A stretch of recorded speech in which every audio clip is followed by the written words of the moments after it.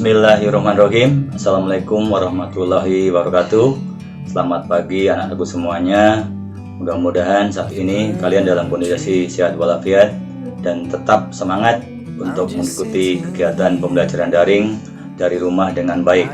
Perlu Bapak ingatkan bahwasanya selama pandemi COVID-19 sebaiknya kalian mengikuti anjuran dari pemerintah dengan melaksanakan protokol kesehatan. Yang pertama dengan menjaga jarak, yang kedua memakai masker, dan ketiga mencuci tangan dengan menggunakan air sabun. Perlu diperhatikan juga sebelum kalian memulai kegiatan pembelajaran, sebaiknya kalian mengisi daftar hadir yang sudah kami siapkan di grup kelas masing-masing. Apakah kalian sudah siap untuk belajar hari ini? Baik, kalau sudah siap, akan kita mulai pembelajaran pagi ini. Anakku sekalian, pada pertemuan kali ini, Bapak akan menjelaskan materi tentang kaidah pencacahan. Tolong untuk disimak dan diperhatikan.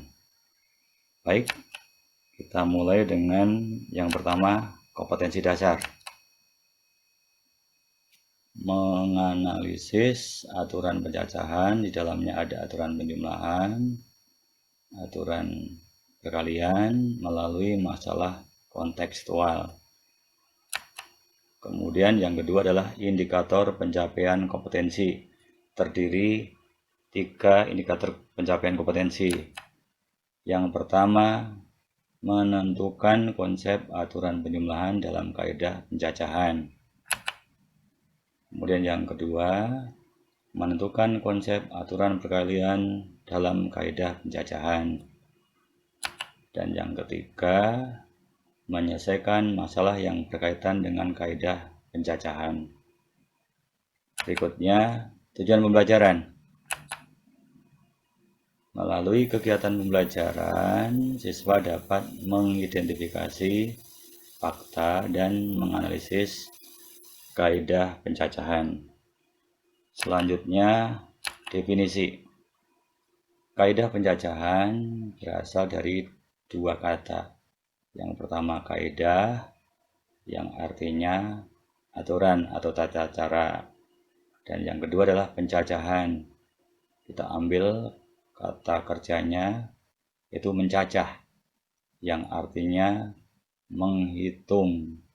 Untuk menghitung bisa kita lakukan dengan 2 cara, yaitu yang pertama dengan cara menjumlah, dan yang kedua dengan cara mengalihkan. Secara lengkap, pengertian daripada kaidah pencacahan adalah suatu cara atau aturan untuk menghitung seluruh kemungkinan yang bisa terjadi dalam suatu percobaan tertentu. Kemudian, kenapa disebut sebagai pencacahan? Karena hasilnya berupa suatu bilangan cacah. Nah, dalam kaidah pencacahan sendiri ada 3 metode atau 3 cara yang dapat dilakukan, yaitu pertama dengan aturan pengisian tempat, yang kedua permutasi, dan yang ketiga kombinasi. Dalam hal ini, pada pertemuan kali ini kita hanya akan membahas mengenai aturan pengisian tempat ataupun filling slot. Sementara permutasi dan kombinasi akan kita terangkan pada pertemuan selanjutnya. Berikutnya akan kita jelaskan mengenai aturan pengisian tempat atau filling slot. Kita ambil sebuah contoh. Cinta memiliki 2 rok yang berwarna hitam dan biru, serta memiliki 3 buah baju dengan warna merah, kuning, dan ungu. Pertanyaannya, tentukan ada berapa banyak banyaknya kemungkinan Cinta dapat mengenakan baju dan roknya? Kita coba jawab. Untuk menjawab pertanyaan di atas bisa kita lakukan dengan 3 cara. Yang pertama diagram pohon, yang kedua tabel silang, dan yang ketiga pasangan berurutan. Kita akan mencoba menjawab dengan menggunakan cara diagram pohon. Diketahui roknya ada 2, hitam dan biru. Kemudian bajunya ada 3 warna, merah, kuning, ungu. Kita buat diagramnya, diagram pohonnya. Yang pertama, roknya berwarna hitam. Akan kita padukan, yang pertama merah, yang kedua dengan warna kuning, dan yang ketiga dengan warna ungu. Kita lanjutkan untuk rok yang kedua, yaitu roknya berwarna biru. Sama kita padukan dengan ketiga warna bajunya. Yang pertama merah, yang kedua kuning, dan yang ketiga ungu. Sekarang kita pengen tahu hasilnya. Hitam dipadukan dengan merah, hasilnya hitam merah. Rok hitam, baju kuning, hasilnya hitam kuning. Rok hitam, baju ungu, hasilnya hitam ungu. Kemudian kita coba rok yang kedua, biru dengan baju merah, biru merah. Kemudian biru dengan kuning, biru kuning. Dan yang terakhir rok biru, baju ungu, biru ungu. Kita hitung semuanya ada 6 cara Cinta mengenakan rok dan baju. Baik, kita lanjutkan dengan cara yang kedua, yaitu dengan cara tabel silang. Kita awali dengan diketahui bajunya ada 2 warna, hitam dan roknya ada 2 warna, hitam dan biru, sedangkan bajunya ada 3 warna, merah, kuning, ungu. Kita coba buat dengan tabel silang. Rok hitam, baju merah, hitam merah. Rok hitam, baju kuning, hitam kuning. Rok hitam, baju ungu, hitam ungu. Rok biru, baju merah, biru merah. Rok biru, baju kuning, biru kuning. Dan terakhir rok biru, baju ungu, biru ungu. Kalau kita hitung semuanya ada 6 cara. Selanjutnya kita menggunakan cara yang terakhir, yaitu cara yang ketiga dengan cara pasangan berurutan. Diketahuinya sama dengan cara yang sebelumnya. Bajunya ada 2, roknya ada 2 warna, maaf, dan bajunya ada 3 warna. Kita padukan hitam merah, hitam kuning, hitam ungu, biru merah, biru kuning, dan biru ungu. Semuanya ada 6 cara. Anak sekalian, kita lanjut dengan kesimpulan. Dari ketiga cara di atas bisa kita ambil sebuah kesimpulan bahwa banyaknya cara Cinta memakai rok dan baju sebanyak banyaknya cara menggunakan rok ada 2, dan dikalikan dengan banyaknya cara menggunakan baju ada 3. 2 kali 3, jadi ada 6 cara. Selanjutnya kita akan menjelaskan tentang aturan perkalian. Ada sebuah definisi, apabila suatu peristiwa dapat terjadi dalam n cara yang berurutan, di mana dalam tahap pertama dapat dikerjakan dengan K1 cara. Tahap kedua dapat dikerjakan dengan K2 cara, dan seterusnya, sampai peristiwa ke N cara. Maka, banyaknya cara yang berbeda dari semua peristiwa tersebut adalah K, di mana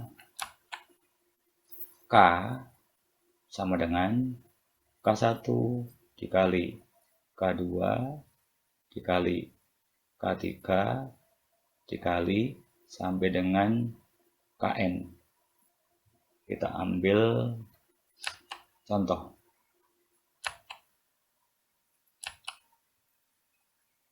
Misalnya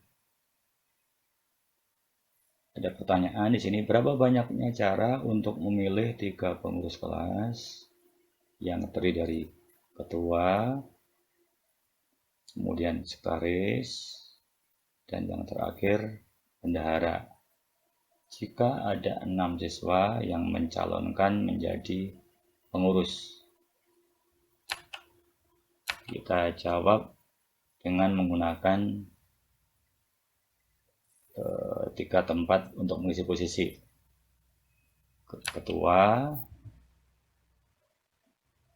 sekretaris, dan posisi yang terakhir adalah bendahara. Ketua, sekretaris, dan bendahara. Selanjutnya, dari 3 tempat ini akan kita coba untuk menyelesaikan jawaban dari pertanyaan tersebut. Ketua, sekretaris, dan bendahara. Tempat pertama atau kotak pertama, semua calon bisa menjadi ketua. Karena calonnya ada 6, berarti semua bisa dimasukkan dalam posisi ketua. 6 siswa bisa menjadi calon, sehingga ada 6 cara kita masukkan di kotak yang pertama. Kemudian untuk mengisi jabatan sekretaris, seandainya 1 menjadi seorang ketua, berarti sisanya tinggal 6 kurangi 1, tinggal 5 siswa. Ya, 5 siswa kita masukkan mengisi jabatan sebagai sekretaris. Kemudian yang terakhir, posisi bendahara. 1 orang menjadi ketua dan 1 orang menjadi sekretaris. Berarti untuk mengisi jabatan bendahara, 6 kurangi 1 dikurangi 1 sama dengan 4 orang bisa diisi posisi menjadi seorang bendahara. Sehingga untuk menghitung banyaknya cara untuk memilih 3 calon pengurus kelas sebanyak 6 dikali 5 dikali 4 sebanyak 120 cara. Berikutnya kita akan menerangkan yang terakhir, yaitu aturan penjumlahan. Ada definisi, bisa diperhatikan dan disimak masing-masing. Apabila suatu peristiwa dapat terjadi dalam n cara yang berlainan tentunya, atau saling asing, di mana dalam cara pertama terdapat P1 cara yang berbeda. Peristiwa kedua dapat dikerjakan dengan P2 cara yang berbeda, dan seterusnya sampai peristiwa ke N. Maka banyaknya cara yang berbeda dari semua peristiwa tersebut adalah P, di mana P sama dengan P1 ditambah P2 ditambah P3 ditambah sampai dengan PN.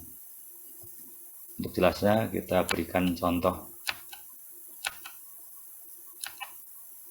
Nah, untuk Untuk pergi ke kantor, Pak Kasih memiliki 3 alat transportasi: mobil, motor, sepeda. Untuk mobil ada 2, yaitu Pajero dengan Expander. Kemudian untuk motor memiliki 3 motor, Ninja, NMAX, dan PCX. Serta untuk sepeda memiliki 2 sepeda, yaitu sepeda balap dan sepeda biasa.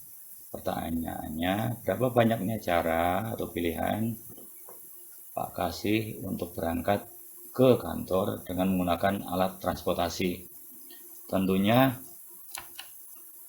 alat transportasi yang digunakan oleh Pak Kasih hanya salah satu saja, tidak bisa secara bersama-sama, apakah mobil atau motor atau sepeda, tidak bisa digunakan secara bersama-sama. Artinya banyaknya mobil ditambah banyaknya motor ditambah banyaknya sepeda, 2 ditambah 3 ditambah 2 sama dengan 7 cara. Jelas anak-anak semuanya? Jadi kesimpulannya, Pak Kasih untuk berangkat ke kantor dengan menggunakan 3 alat transportasi bisa dengan 7 kemungkinan ataupun 7 cara. Demikian materi yang sudah Bapak terangkan. Untuk mengukur atau mengetahui kemampuan kalian sebagai bahan refleksi, Bapak akan memberikan tugas atau latihan untuk dicoba dan dikerjakan serta dikumpulkan. Semuanya ada 5 soal. Mudah-mudahan bisa dikerjakan.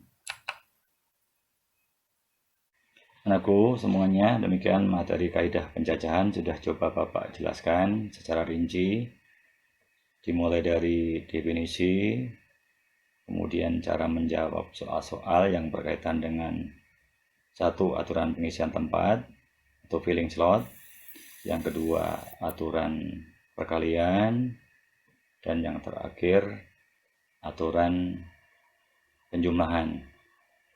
Mudah-mudahan materi yang sudah Bapak jelaskan bisa dimengerti dan bermanfaat tentunya. Sampai bertemu lagi pada kegiatan pembelajaran berikutnya. Akhirul kalam. Wassalamualaikum warahmatullahi wabarakatuh.